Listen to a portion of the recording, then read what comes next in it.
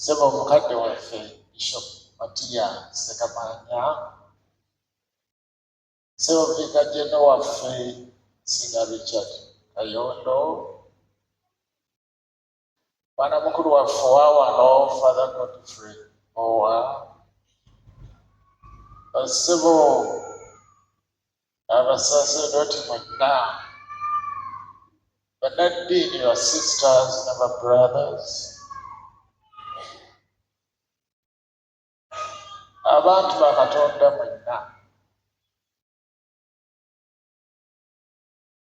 Oweekitiibwa General Katumba Wamala tukwaniriza,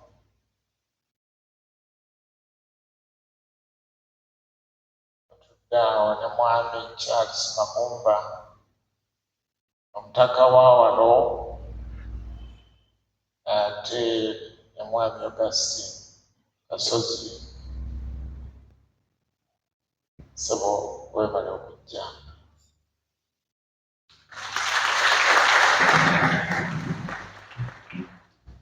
Sebo Ssaabakristo waffe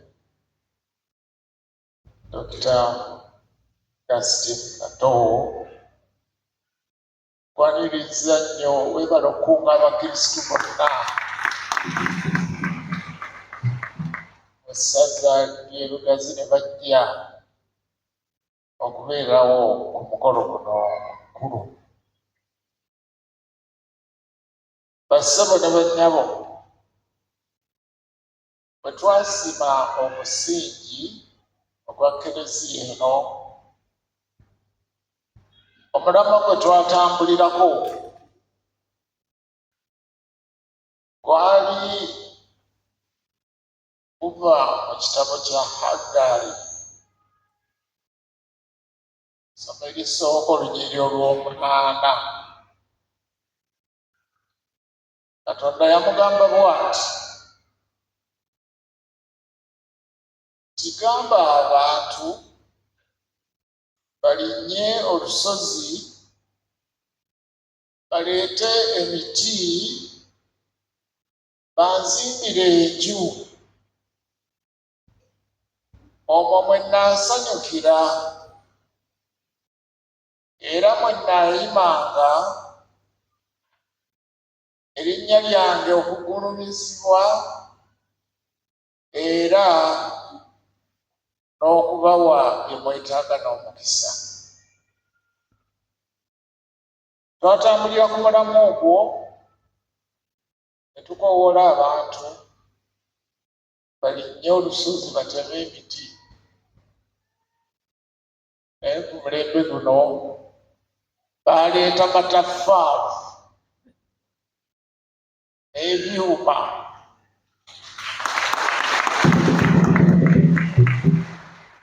n'omusenyu ne tutandika okuzimba ennyumba ya Katonda.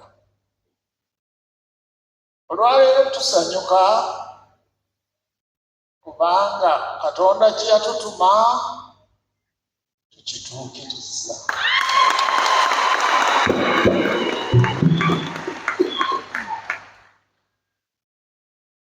Basaba tulowooze ku bintu bisatu. Ekisooka, okugondera eddoboozi lya Katonda.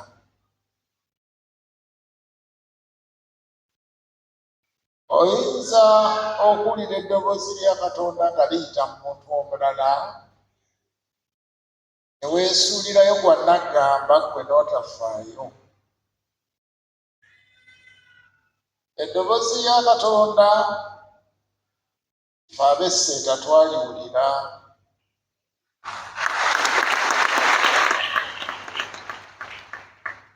Tuzimba ekiggwa kino, nnyumba ya Katonda, mu mataffaali, mu miti era n'ebyuma.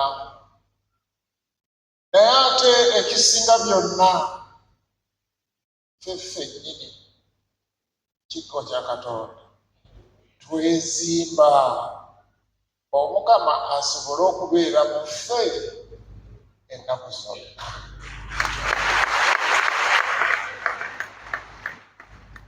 Ekirowoozo ekyokubiri, nti olwaleero Katonda asiimye. Abantu abasinga tetulabangako Katonda bw'asanyuka, naye olwaleero Katonda asiimye. Kye tulabirako nti asiimye bwe kulaba nti omulimu tugumaliriza.